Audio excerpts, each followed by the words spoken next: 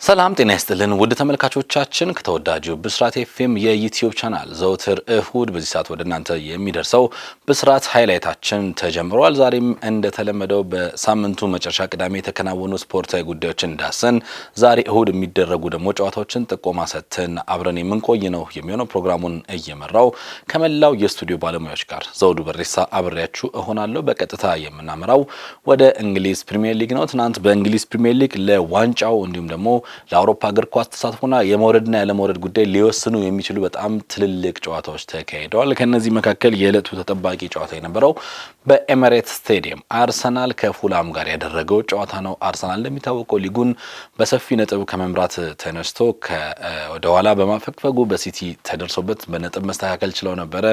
ሆኖም ግን ባለፈው ሳምንት ሲቲ ጨዋታውን አለማድረጉን ተከትሎ አንድ ቀሪ ጨዋታ ያለው አርሰናል በ3 ነጥብ መሪነቱን አስፍቷል።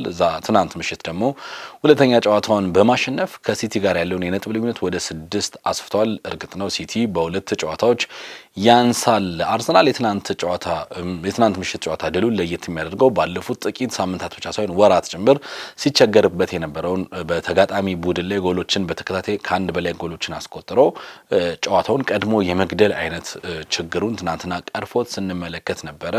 የአውሮፓ ሻምፒዮንስ ሊግ ፍልሚያ በሁለት የግማሽ ፍጻሜ ጨዋታዎች መሀል እንደመገኘቱ በተወሰነ መልኩ የቡድን ተጫዋቾችን ቋሚ ተሰላፊዎችን ሮቴት ለማድረግ አሰልጣኝ ሚኬል አርቴታ ሲሞክር ተመልክተናል። ዙቢሜንዲን አሳርፎ ማይልስ ሉዊስ ኬሊን የዴክላን ራይስ ተጣማሪ የሆነው አማካይ ስፍራ ላይ እንዲሰለፍ አድርጎት ነበረ። እንደነ ኤበሬቼ ኤዜ አይነት ተጫዋቾች እንደነ ትሮሳርድ አይነት ተጫዋቾች የጨዋታው ቋሚ ተሰላፊዎች ሆነው ስንመለከት ነበር። ቡካዮ ሳካም እንዲሁ በቋሚነት የጀመረው ጨዋታ ነበር የትናንት ምሽቱ ጨዋታ። አርሰናል ጨዋታውን 3-0 በሆነ ውጤት አሸንፏል።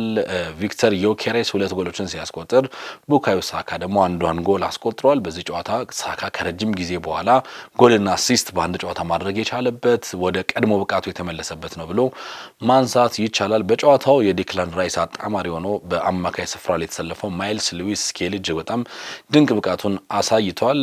ብዙዎችም ሚኬል አርቴታ ይህንን ተጫዋች በሲዝኑ በተደጋጋሚ ሊጠቀምበት ይገባ ነበር በዚህ ሚና የሚል ጥያቄ እንዲያስነሱ ሆነዋል። አርሰናል ጨዋታውን 3-0 ማሸነፉን ተከትለው በሲቲ ላይ ጫናውን አሳድሮ እንዲሁም ደግሞ ለአትሌቲኮ ማድሪዱ የአውሮፓ ሻምፒዮንስ ሊግ የመልስ ጨዋታ ጥሩ የሞራል ስንቅ ይዞ የሊጉ አናት ላይ ሆኖ ሳምንቱን አገባዷል ወይም አጠናቋል ብሎ ማንሳት ይቻላል። ከዛ ቀደም ብሎ ግን በርከት ያሉ ጨዋታዎች በፕሪሚየር ሊጉ ተካሂደው ነበረ። በጂቲኤ ኮሚኒቲ ስቴዲየም ብሬንትፎርድ ከዌስትሃም ጋር ያደረጉት የለንደን ደርቢ ጨዋታ በብሬንትፎርድ 3-0 አሸናፊነት ተጠናቋል። ብሬንትፎርድ ጨዋታውን በማሸነፉ ለአውሮፓ እግር ኳስ ተሳትፎ ሻምፒዮንስ ሊግ አለም ዩሮፓ ሊግ ሊያሳትፈው የሚችለው ደረጃ ላይ ተቀምጧል። 6ኛ ላይ ማለት ነው።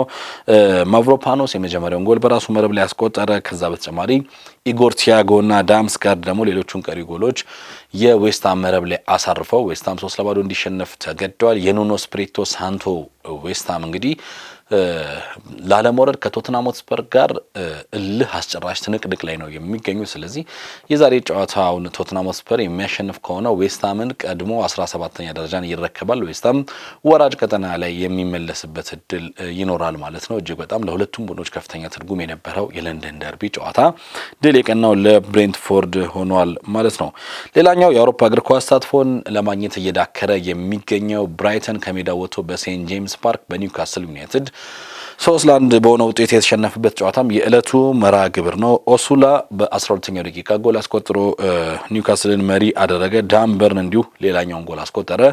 በጨዋታው መጠናቀቂያ ደግሞ ሃርቬ ባርነስ በ95ኛው ደቂቃ ላይ የኒውካስልን ጎል አስቆጥሯል። በእነዚህ ጎሎች መካከል ግን ሄንሽል ሁድ በ61ኛው ደቂቃ ላይ ብራይተንን ከመሸነፍ ሳቢሳዎቹን ከመሸነፍ ያላዳነችውን ጎል አስቆጥሯል። ይህንን ውጤት ተከትሎ ኒውካስል ደረጃውን ሲያሻሽል ብራይተን የአውሮፓ እግር ኳስ ተሳትፎን ጥያቄ ውስጥ ወይም ስጋት ውስጥ ከቷል። እዛ አካባቢ ያለው የነጥብ ልዩነት እጅግ በጣም የታጨቀ በመሆኑ እያንዳንዱ ጨዋታ ቫልዩ እያንዳንዱ ጨዋታ የደረጃ ሰንጠረዥ ለውጥ እያመጣ እንደሆነ እየተመለከትን እንገኛለን። መውረዱን ያረጋገጠው ወልቭስ ሌላኛው የአውሮፓ እግር ኳስ ተሳትፎን ተስፋ የሰነቀውን ሰንደርላንድን ሞሊኒዮ ላይ ያስተናግዶ ነበር። ጨዋታው በአቻ ውጤት ተጠናቋል። በሙኪየሊ አማካይነት ሰንደርላንዶች ጨዋታው መምራት ችለው የነበረ ቢሆንም ወልቭሶች በሁለተኛው አጋማሽ በ54ኛው ደቂቃ በቡዌኖ አማካኝነት ጎል አስቆጥረው ጨዋታውን በአቻ ውጤት አጠናቀዋል። ዳኒ ባላርድ የሰንደርላንዱ የተከላካይ ስፍራ ተጫዋች ገና በ24ኛው ደቂቃ በቀይ ካርድ መሰናበቱ ሰንደርላንድ ከዚህ ጨዋታ የሚፈልገውን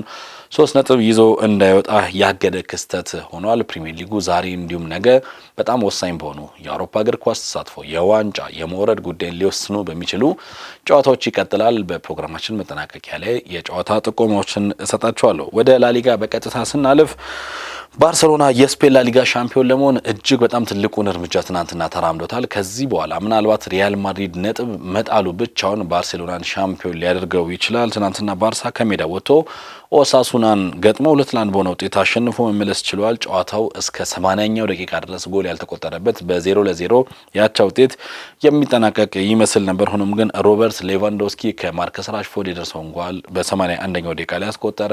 ፌራን ቶሬስ በ86ኛው ደቂቃ ላይ ሌላ ጎል አክሎ ባርሳ 2-0 መምራት ቻለ። በ88ኛው ደቂቃ ላይ ኦሳሱናዎች በራኡል አማካይነት ጎል አስቆጥሮ ራኡል ጋርሻ ባስቆጠራት ጎል የልዩነቱን ማጥበብ ችለዋል። ግን ደግሞ ከሽንፈት አልዳኑም። የአንሲ ፍሊኩ ባርሴሎና ለሁለተኛ ተከታታይ ዓመት የላሊጋው ንጉስ ለመሆን እጅጉን በጣም ተቃርቧል። ምናልባት ዛሬ ሪያል ማድሪድ የማያሸንፍ ከሆነ ባርሳ የ2025 2026 የውድድር ዓመት የላሊጋው ሻምፒዮን ሆኗል የሚለው ነገር እርግጥ መሆኑ አይቀሬ ይመስላል ማለት ነው። ሌሎች ጨዋታዎችም ተካሂደው ነበረ። ከአርሰናል ጋር ከነገ በስቲያ ማክሰኞ የአውሮፓ ሻምፒዮንስ ሊግ ግማሽ ፍጻሜ መልስ ጨዋታውን ኤሚሬትስ ላይ የሚያደርገው አትሌቲኮ ማድሪድ ወደ ሜስቲያ አቅንቶ ቫሌንሺያን ገጥሞ ነበረ።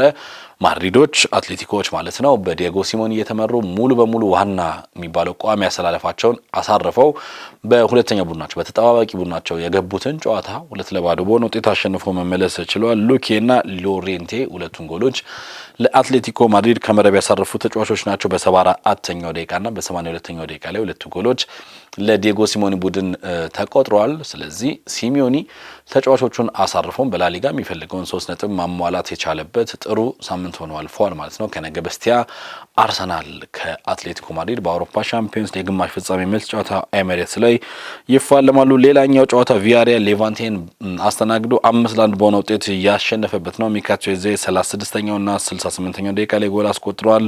ሞሌሪዮ ፔፔ እንዲሁም ደግሞ ቡችናን ሌሎችን ጎሎች ለቪያሪያል ከመረብ ያሳረፉ ተጫዋቾች ናቸው። ዲፖርቲቮ አላቬስ በሜዳው በአትሌቲኮ ቢልባኦ 4-2 በሆነ ውጤት ተሸንፏል። ናቫሮ ሳንሴት እንዲሁም ደግሞ ኒኮ ዊሊያምስ ሁለቱን ጎሎች ለአትሌቲኮ ቢልባኦ አስቆጥረዋል። ቢያንኮና ቴግሊያ የዲፖርቲቮ አላቬስን ሁለቱን ጎሎች ከመረብ ያሳርፉ ጨዋታዎች ናቸው። በጣሊያን ሴሪኤም ትናንትና በጣም ወሳኝና ተጠባቂ ጨዋታዎች ተካሂደዋል። ኮሞና ናፖሊ ያደረጉት የዕለቱ ትልቁ የነበረው ጨዋታ ያለምንም ጎል 0-0 በሆነ ያቻ ውጤት ተጠናቋል። ሎምባርዲ ላይ የተካሄደ ጨዋታ ነው በኮሞ ስቴዲየም። የሴስ ፋብሪያዙ ቡድን ምናልባት ፋብሪያዝ ይህ የውድድር ዓመት እንደተጠናቀቀ የቀድሞ ክለቡን ቼልሲን ለማሰልጠን ኮሞ ሊለቅ ይችላል የሚሉ ነገሮች እየተሰሙ ነው። ከዛ በፊት ግን ቢያንስ ትንሹን ኮሞ ለአውሮፓ እግር ኳስ ተሳትፎ አብቅቶ ክለቡን ሊለቅ ይፈልጋል እየተባለ ይገኛል። ትናንትም ከአንቶኒዮ ኮንቴው ናፖሊ ጋር ያደረገውን ጨዋታ ጎል ሳያስተናግድ ጎልም ሳያስቆጥር ባቻ ውጤት አጠናቋል። ውጤቱን ተከትሎ ኮሞ አሁንም 5ኛ ደረጃ ላይ ሲቀመጥ ናፖሊ ከመሪው ኢንተር ሚላን በ9 ነጥብ ዝቅ ብሎ 2ኛ ደረጃ ላይ ተቀምጧል ማለት ነው። አታላንታና ጄኖዋ ያደረጉትም ጨዋታ ሌላኛው